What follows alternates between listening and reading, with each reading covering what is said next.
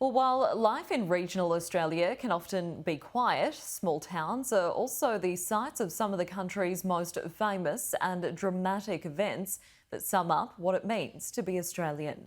Sky News reporter Joel Philp travelled to Beaconsfield, Tasmania, the town that captured the world's attention during the 2006 mine collapse, to see how the community has changed. It was one of the first states to slam the border shut, to become a fortress, a hermit state, to capitalise on its island status in a campaign to keep the virus out. But our aim is to ensure that we protect the health, well-being and safety of Tasmanians. But with COVID in the rearview mirror, with lockdown misery and draconian restrictions a bygone phenomena, Tasmania is crying out for your visit. And a former gold mining town in the state's north is no exception. Beaconsfield has a rich history spanning centuries. It's infamously known as the site of a horrible tragedy, the 2006 mine collapse that took the life of miner Larry Knight and captivated the world in a 14-day rescue mission to save his two mates, in an experience that changed the town and the men forever. I live each day as it comes now. I get out of bed, I walk outside, I look up and see the sun. I can thank my lucky stars that I'm still here. You know, unfortunately, Larry doesn't get that opportunity and his family don't get the opportunity to have him around either. The accident pulled Todd Russell into a journey that cost him his marriage and time with his family. 16 years on, he is now trying to make amends with his children. I've got some really exciting times ahead. My daughter's about to give me my first grandchild.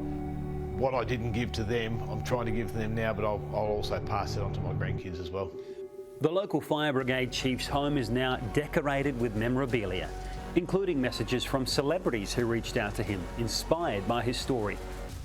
Beaconsfield had a fascinating history long before the infamous mine collapse. But Beaconsfield's unusual. According to historian Nigel Birch, this area was the first place iron ore was discovered and exported in Australia at the turn of the 19th century. The real wealth came from a rich gold deposit found in Beaconsfield, worth over $5 billion today.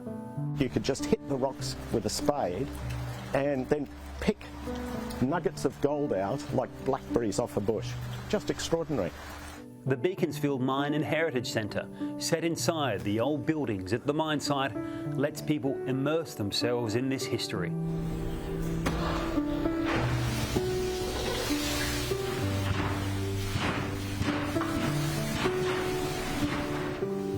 Damien, this museum is absolutely chock full of little pieces of history. What can we find in there? Absolutely, Joel. So we've got 10,000 artefacts right across the footprint here, way back to 1870. Wow, let's have a look through. Okay. So Joel, we're standing in 1905 circa buildings, and as you can see, they're being reclaimed by the mine itself. They're crumbling back in again. We're walking into the grub shaft here, and pump rods that used to pump water out. Now the mine's filled back up again. You can see the water in the bottom. You can also relive the 2006 mine rescue. 2006 put Beaconsfield on the map for probably all the wrong reasons, but visitor numbers doubled overnight. Town benefits from that. Centre's still going strong today.